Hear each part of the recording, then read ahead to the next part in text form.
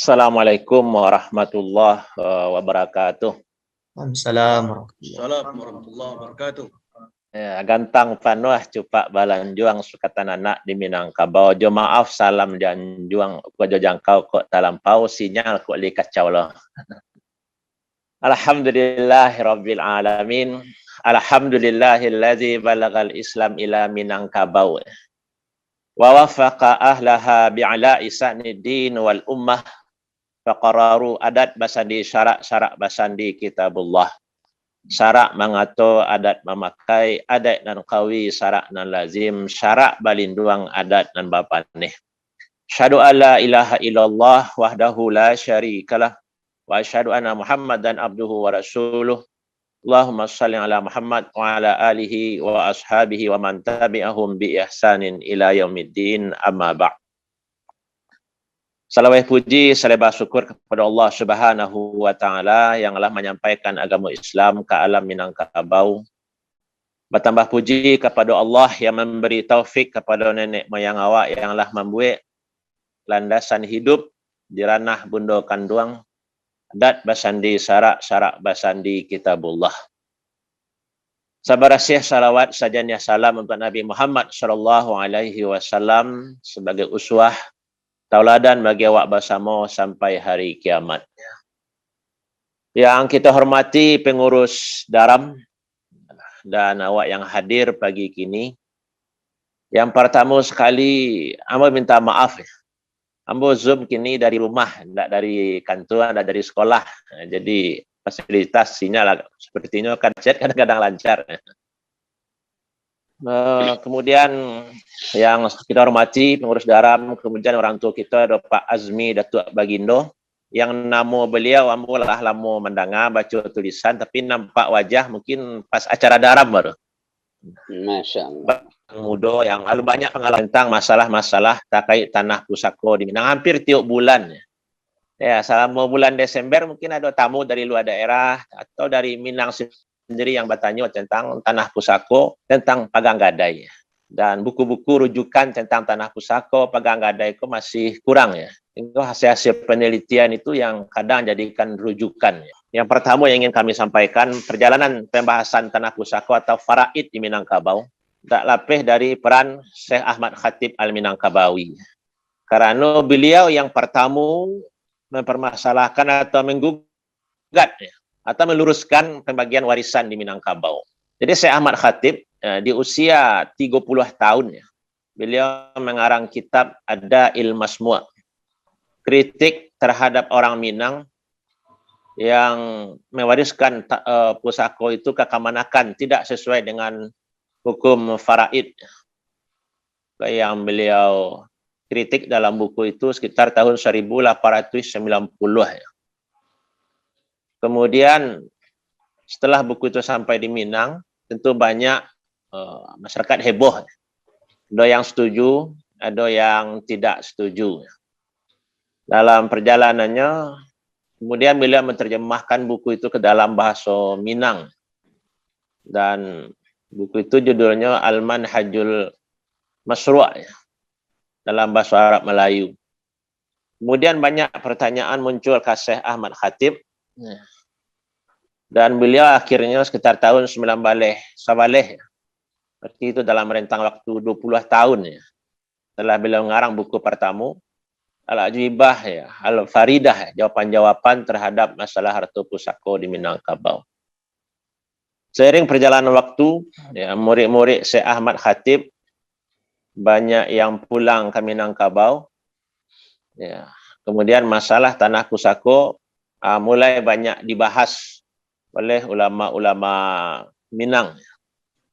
Dan yang terkenal yaitu pertemuan tokoh-tokoh masyarakat Minang tahun 1952 ya, yang dimulai bulan Februari dan berakhir di bulan Mei, tentang penyelesaian tanah pusaka di Minangkabau.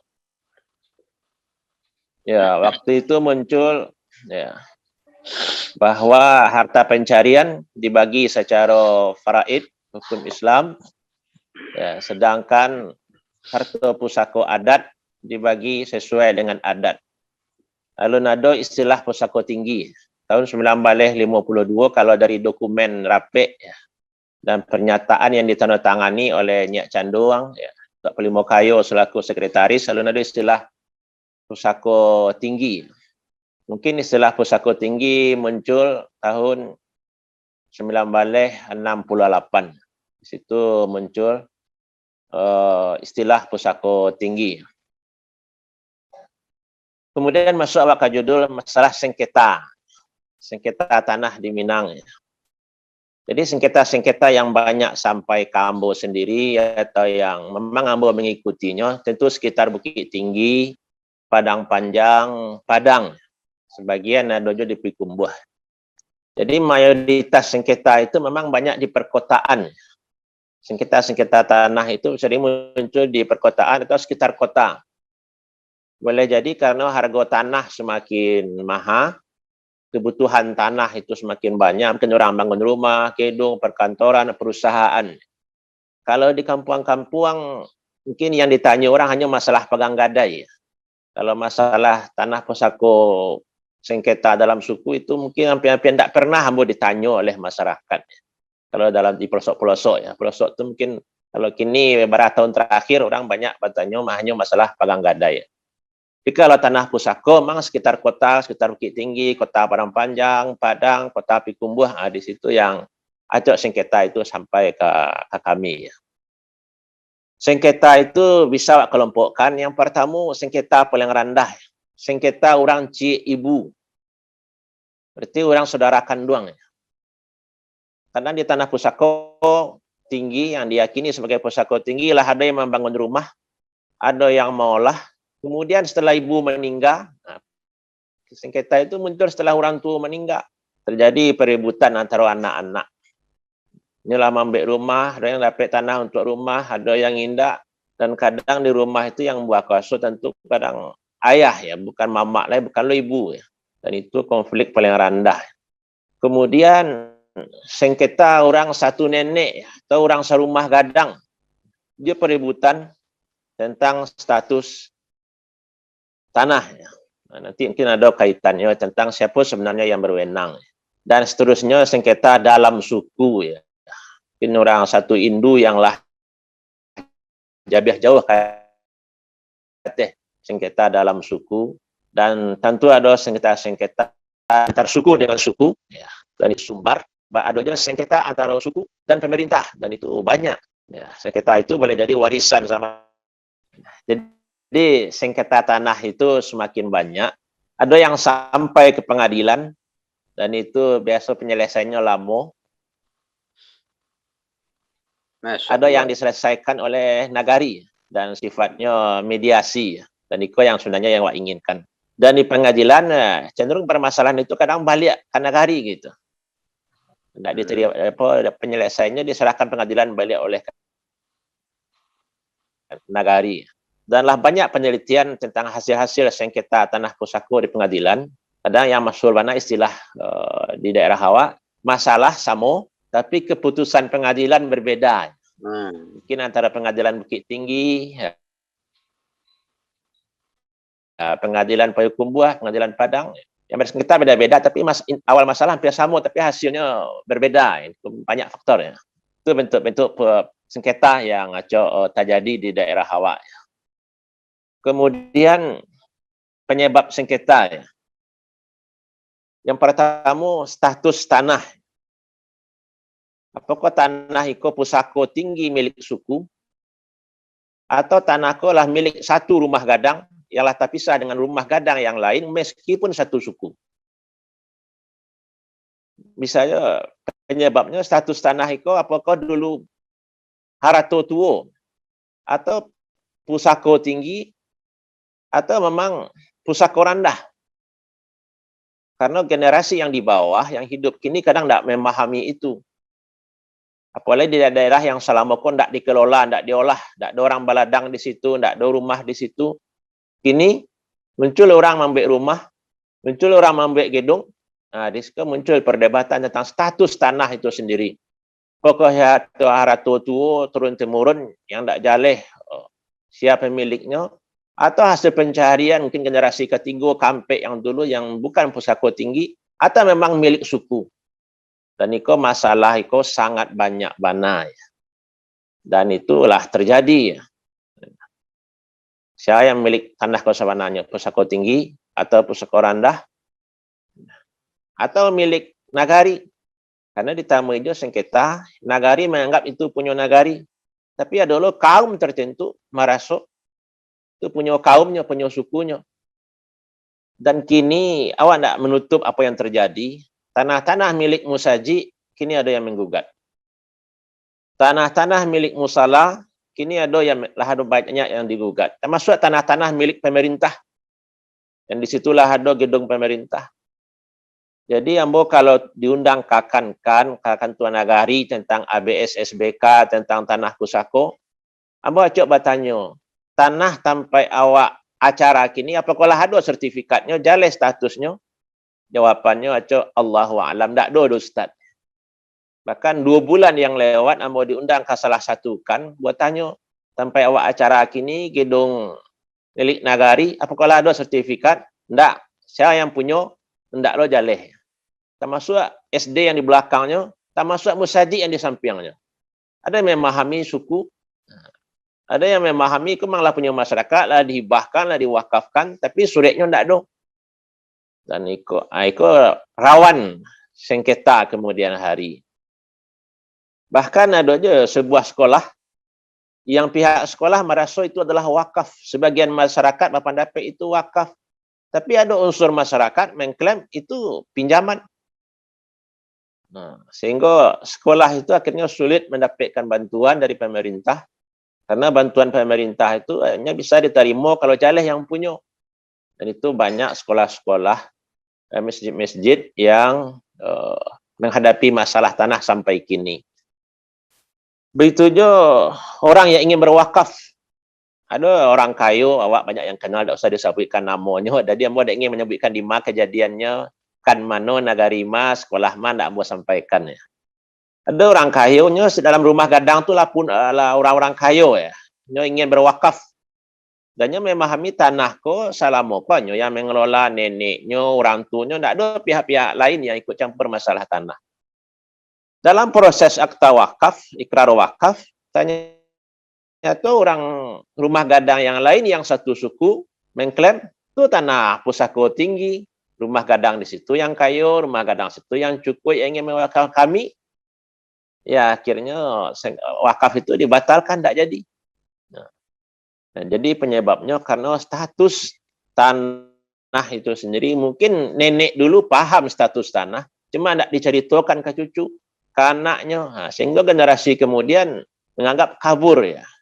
Baik memang betul-betul kabur atau ingin mengaburkan. Kan bisa kedua-duanya. Karena kebutuhan, karena keinginan, dikaburkanlah status itu. Itu penyebab pertama, karena tidak jaleh status itu saya yang punya tanah. Ada yang berwenang dalam memindahkan hak itu sendiri ya. Contoh menggadai. Dalam buku-buku tentang Minang disebutkan yang menggadai itu harus setuju seluruh anggota suku, anggota kaum. Tapi yang terjadi di lapangan, mama acok menggadai. Ya. Orang di kampung menggadai tanpa persetujuan orang yang dirantau. Jadi yang berwenang itu apakah penghulu, apakah mama, apakah ibu, atau pemuka-pemuka suku tertentu ya, hanya pemuka adat yang ada dalam penghulu, tapi di lapangan kadang berbeda dalam menggadai ya. Dan sering terjadi mama menggadai atau seseorang menggadaikan pusako tinggi tanpa sepengetahuan yang lain. Nah, sehingga yang lain komplain, kemudian berujung kepada sengketa. Begitu aja menjual. Kadang jual Bali itu dirantau ya. Nah, ada kasus yang buat temui. Jual Bali di Malaysia ya. Mama lah menjual tanah. Nama Bali itu pun di Malaysia dan lah diberitahu ke kampung bahwa tanah itulah dijual. Lah dikelola oleh keluarga orang yang membali bertahun-tahun, berpuluh tahun.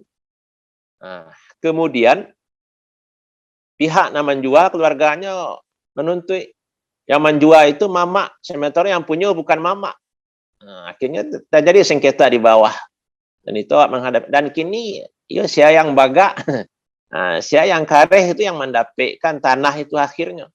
Walaupun jual Bali waktu mamaknya hidup kemenakan tanang, setelah mamaknya meninggal baru muncul tuntutan ya. Jadi masalah wewenang ya, yang menghibahkan itu siapa yang berhak, yang memberikan ke nagari, memberikan ke pemerintah, siapa yang berwenang. Apakah perlu tanda tangan seluruh anggota suku atau cukup pemuka adat, ya, para pemuka yang ada dalam suku, karena itu sering menimbulkan masalah ya. Itu penyerahan sepihak kepada pemerintah, menggadai sepihak, menghibahkan sepihak, dan akhirnya terjadi seorang mamak magiah tanah ke anak kandungnya. Ya, dia agihan tanah ke anaknya. Nah, kemudian dibuatnya surat, kemudian anak ke biasanya dibuat lo, dia agihannya lo ke anaknya balik. Nah, dibuat lo surat yang baru dan itu acuat menimbulkan sengketa. Setelah meninggal mamak yang magiah tanah ke anaknya akan menekan mamak ke menuntut. Itu tidak hak mamak, jual beli tidak sah, diagihan tidak sah karena kami kemenakan tidak setuju. Ibu kami tidak diajak, kami dirantau. Alun sepakat, itu pun menimbulkan sengketa, pemicu sengketa tanah di Minangkabau. Yang ketiga, sengketa itu terjadi karena tidak ada yang tertulis. Masjid-masjid kadang dipahami masyarakat tanah wakaf, sementara surat wakafnya tidak ada. Kemudian ada yang menuntut. Begitu juga masalah gadai, kalau gadai ke mayoritas itu ada suratnya. Tapi kadang surat itulah cair, tidak bisa dibaca oleh. Jadi banyak orang kadang menyodorkan surat gadai, surat tanah ke kami, dan tidak bisa dibaca olehlah cair. Dan rata-rata kalau gadai itu kan tahun 1900-an. Ya. Jadi tahun-tahun 1800-an mungkin pegang gadai ke lunado di Minang. Karena pegang gadai ke sebenarnya tidaklah budaya Minang dari dulu. Mungkin muncul belakangan. Ya. Makanya petatah petitih tentang gadai ke tidak banyak. Ya. Jadi karena tidak ada yang tertulis waktu menghibahkan, waktu mewakafkan, ya, sehingga muncul sengketa. Ya. Kemudian yang kampe, mungkin sifatnya umum. Ya. Pemicu sengketa itu karena memang ada rakus, ya. Ada keinginan untuk mengambil tanah itu sendiri. Itu kembali kepada pribadi, rasa pareso, rasa bagamo, rasa bakampung itu yang hilang. Ya. Sehingga kadang yang kuat mengambil yang lama. Ya, maka keluarga yang tidak punya mamak, yang tidak punya laki-laki, itu bisa ditindas oleh pihak lain dalam suku yang memang banyaknya, jumlahnya banyak. Ya. Mungkin ada orang pendidikan, ada orang baga, apalagi kalau ada orang gila baladiang. Ya. Ini aja penyebabnya karena memang kerakusan terhadap tanah, oleh harga tanah yang semakin mahal, sehingga hal-hal yang telah dipahami masyarakat dulu, sebagai wakaf, digugat balik, jual beli dulu, digugat balik, ya. Pegang gadai bisa digugat balik. Ya. Jadi hal-hal yang lajalih bisa digugat, apalagi hal-hal yang masih samar. Nah, itu sangat memungkinkan untuk terjadinya sengketa. Ya, nenek mama, alim ulama, hadirin rahimakumullah. Ya. Kemudian yang ingin kami sampaikan, penyebab hilangnya tanah pusako di pusako itu, pusako tinggi menjadi hilang, tak ketahuan lain. Pertama karena dijual. Nah, dijual itu banyak kejadian. Baik dijual secara sepakat kaum, dijual secara sepihak, dijual secara diam-diam. Kalau dijual diam-diam, dijual sepihak tanpa sepakat kaum, dan dijual secara resmi. Mungkin kalau istilah orang pakai tambilang ameh, artinya didapatkan dengan jual bali, atau tambilang basi, nah, itulah cancang latih nenek moyang warisan dari dulu ya. Sawah sudah bersupadan, ladang sudah bermintala. Ya.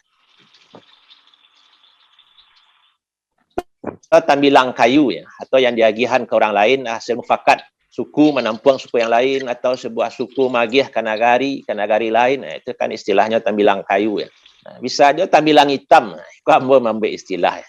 Artinya didapatkan dengan kezaliman, dengan perampasan. Dan itu terjadi ke zaman kemerdekaan, waktu Belanda berkuasa, ke zaman orang Parang, sianam bagaknya ambil arato. Sehingga arato itu hitam, tambilang hitam, itu istilah ambo membuat. Yang kedua, harta pusaka itu hilang karena digadaikan. Karena 80% gadai di Minangkabau itu tidak balik. Setelah buat celiak-celiak di kampung-kampung, pegang gadai itu memang ceramah yang menarik kalau kini di Minang. Karena kajian ekonomi Islam, kajian pegang gadai itu kini lah banyak dibahas ya. Mulai Maret 2008 dibahas oleh MUI Sumbar sampai kini. lah 3 balik tahun ya nagari-nagari, kecamatan acap sosialisasi masalah hukum pagang gadai. Ya, bahkanlah ada nagari yang melarang praktek pagang gadai. Karena kalau digadaikan itu, kalau cik generasi masih jaleh statusnya, sia akan berhak menebus, sia yang menerima uang tebusan. Tapi kalau lah 3 generasi, 4 generasi, sia yang berhak menerima uang tebusan, karena yang punya pun lah meninggal, anaknya lah meninggal, cucu lah meninggal. Nah, jadi digadaikan itu bisa menyebabkan hilangnya status. Andai ambo, umpamanya ambo tebus tanah yang digadaikan oleh kaum ambo dulu. Setelah ambo tebus, siapa yang punya tanah? Pokok ambo, saudara padusi ambo, anak ambo, atau seluruh orang dalam suku. Jadi, gadai, pagang gadai di Minangkabau, kok sengketa tiada akhir ya. Dan sulit untuk diselesaikan. Apalagi surat gadai yang tidak bisa dibaca. Apalagi orang yang berhak itulah tiba di rantau, merantau di Jakarta, merantau di Malaysia. Nah, jadi makanya ada negari yang lah melarang pagang gadai. Ada nagari atau kan yang tak mau terlibat dalam masalah pagang gadai lah. Karena memang melahirkan sengketa. Dulu mungkin tidak masalah, tapi kini menjadi masalah. Kepun menyebabkan status atau tanah pusako itu sendiri hilang karena digadaikan, kemudian kabur statusnya tidak jaleh.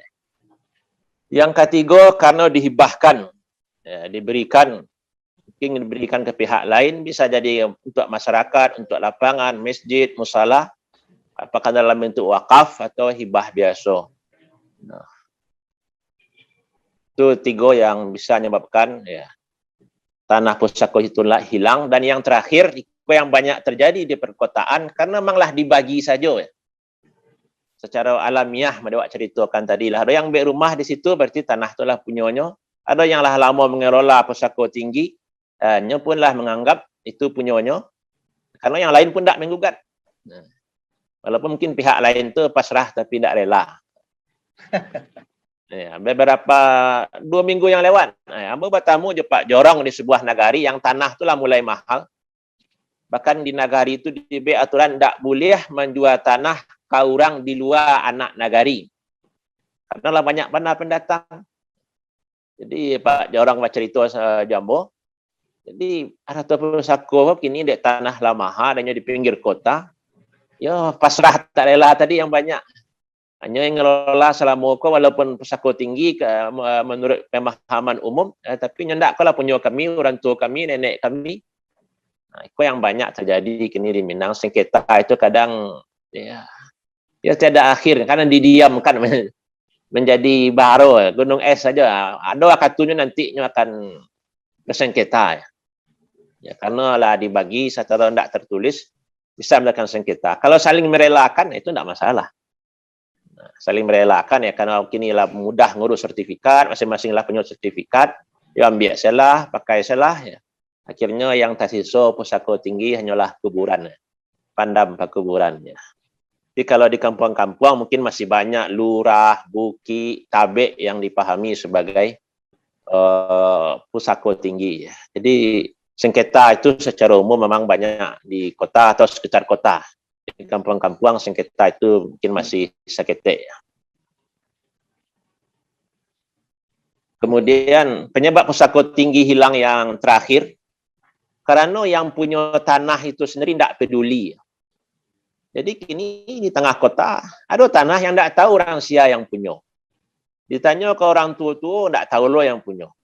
Nah, masalah di kota Ambo sendiri, kadang ada lo yang tanah tu tak gadai, hanya memegang. Tapi yang tidak tahu siapa yang punya tanah tu.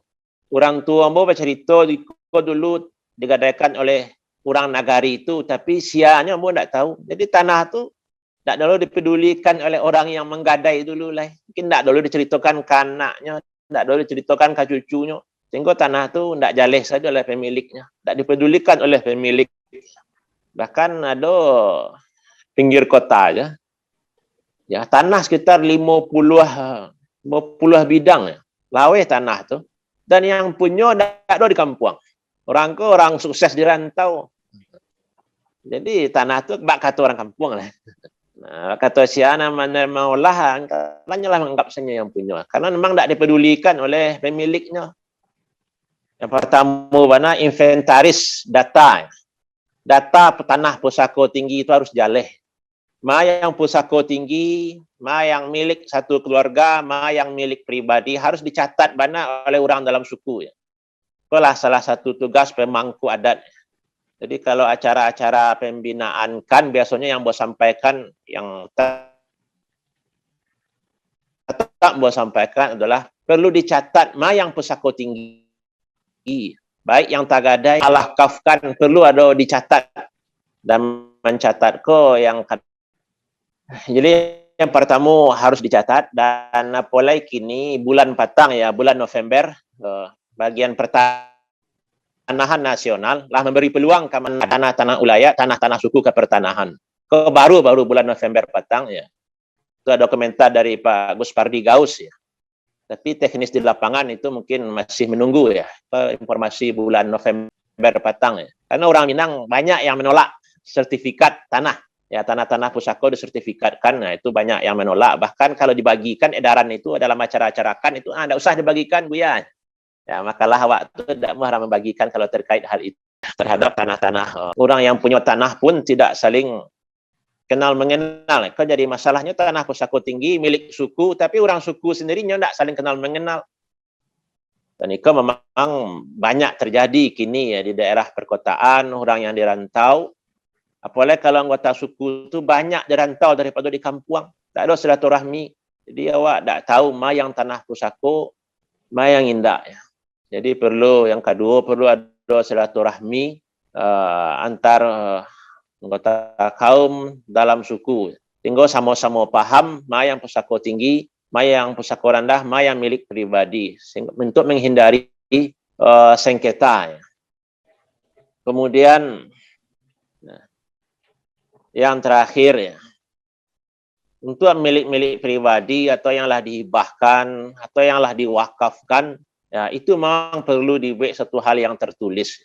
Kalau awak keberatan pusako tinggi itu disertifikatkan, nah, setidaknya bagi lembaga-lembaga, yayasan-yayasan yang ada di Minang yang lah hibah dari suku seperti musadi, sekolah, pesantren, itu memang sebaiknya dibuat sertifikat wakaf ataupun yang telah dijual dari suku untuk menghindari konflik. Yang pertama itu perlu ada mediasi awak dalam suku, orang tua-tua ditanya masalah penyelesaian sengketa, mediasi dalam awak sarumah gadang, mediasi, musyawarah, mufakat awak dalam suku, musyawarah dalam nagari, itu solusi untuk sengketa. Jadi pengalaman ambo, sebagian besar sengketa tanah pusako yang tak ada surik-menyurik itu, ia diselesaikan dengan bakadilahan, saling merelakan. Karena kadang rujukan awak sama-sama tidak pasti. Baik orang yang menggugat ataupun orang yang digugat, kadang sandaran awak itulah kabur karena awak generasi kesekian, generasi sabalun awak itu tidak ada memberikan informasi atau awak pun tidak lo meminta ya. Nah, sehingga sengketa-sengketa yang terjadi di tengah-tengah masyarakat itu cenderung ya awak harus saling merelakan. Awak tuntut kadang bukti awak untuk menuntut pun tidak ada. Awak bertahan pun alasan awak kadang tidak kuat. Jadi saling merelakan. Dan itu perlu pendekatan agama. Itu perlu pendekatan agama buat calik. Jadi mungkin nambo acok di undang-undang kan nagari terhadap sengketa itu mungkin pendekatannya karena pendekatan agama. Bawa meninggal saling merelakan, bawa saling memaafkan ya, merelakan hak-hak awak yang terpakai. Yang juga sampaikan mantaraka syai'an lillah awadahullah bima huwa khairun minhu. Siapa meninggalkan sesuatu karena Allah, ya Allah akan mengganti dengan yang lebih baik. Jadi sengketa tanah pusako, solusi yang paling banyak itu memang harus saling merelakan. Dan itu kadang mungkin ada yang merasa baik, tapi itulah solusi yang bisa awak lakukan. Daripada dibawa ke pengadilan, jadi ambo selalu menyampaikan ke masyarakat yang bertanya masalah sengketa dan sampai ke pengadilan. Karena ambo lihat penyelesaian di pengadilan itu kadang lama, kadang menghabiskan biaya. Gitu. Tanah itu ukurannya seketik untuk bersidang lebih loh. Lah sama lo juara go tanah. Kan bisa terjadi seperti itu ya.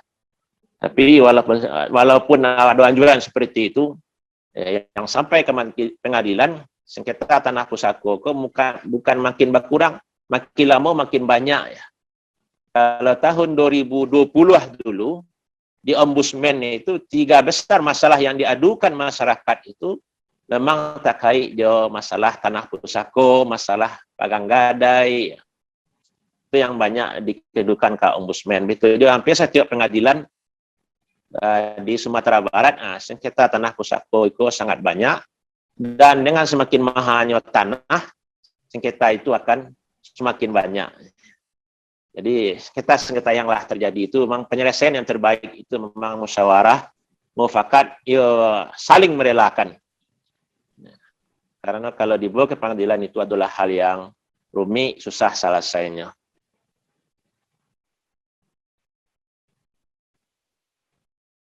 Ya, kemudian perlunya terakhir tambahan ya. Kalau sekali lagi minta maaf ya, sinyalnya yang ngaco hilang-hilang ya karena awak live di Zoom dari rumah ya.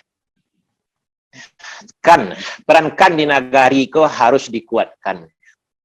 Walaupun kan itu pengadilan yang tidak bisa memutuskan ya, tapi memberikan solusi, memediasi sampai di situ menangkan ya. Lebih dari itu kan pun tidak bisa gitu. Berbuat ujung-ujungnya pasti ke pengadilan negeri ya, pengadilan ya pemerintah, dan kan pun harus hati-hati ya, karena kan kalau salah-salah memberikan keputusan, bisa lo kan itu dibawa ke pengadilan, dan itulah terjadi. Ada kan yang dikadukan ke pengadilan oleh yang anak nagari, ya, ada mamak yang dikadukan oleh kemenakan di pengadilan, atau mamak menuntut kemenakan di pengadilan. Termasuk model-model sengketa. Kadang malu awak, mamaknya orang gadang, ya, mamak terhormat, terkenal, tapi ya didakwa oleh kemenakan kanduangnya sendiri terkait tanah pusako ya. Jadi kan itu perlu dikuatkan ya, perlu ada pencerahan keanggotakan tentang apa yang dilakukan yang tidak merugikan itu sendiri ya. Termasuk dalam pagang gadai. Ya, ada kan yang berlepas diri karena ada kan itu yang tak bawa sidang ya. Saat ada sengketa tanah. Sementara kan itu adalah karajo sosial ya, membantu masyarakat.